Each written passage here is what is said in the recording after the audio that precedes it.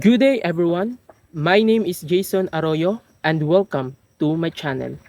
Ngayong araw guys ay magka-cut tayo ng mga cuttings kasi next week po or next week mayroon po akong shipment po ng mga cuttings po nationwide.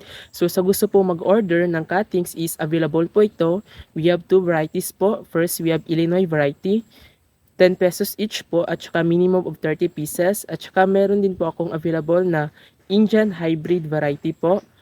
10 pesos rin po ito yung kanyang cuttings at 30 pieces din po yung minimum. So yung carrier po ng cuttings is through LBC Express po. So sa gusto po mag-order, just PM lang po or comment below sa comment section. Maraming salamat po.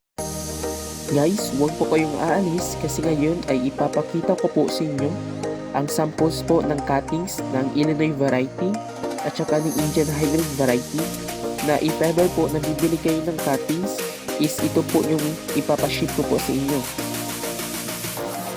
So ito po ay halimbawa ng Illinois variety. So napaka-mature niya po talaga at nasa pencil size na po yung kanyang laki. Sa mga gusto pong bumili ng cuttings, just PM lang po sa aking Facebook account or just comment below na lang po sa comment section para malaman ko po if interested kayo.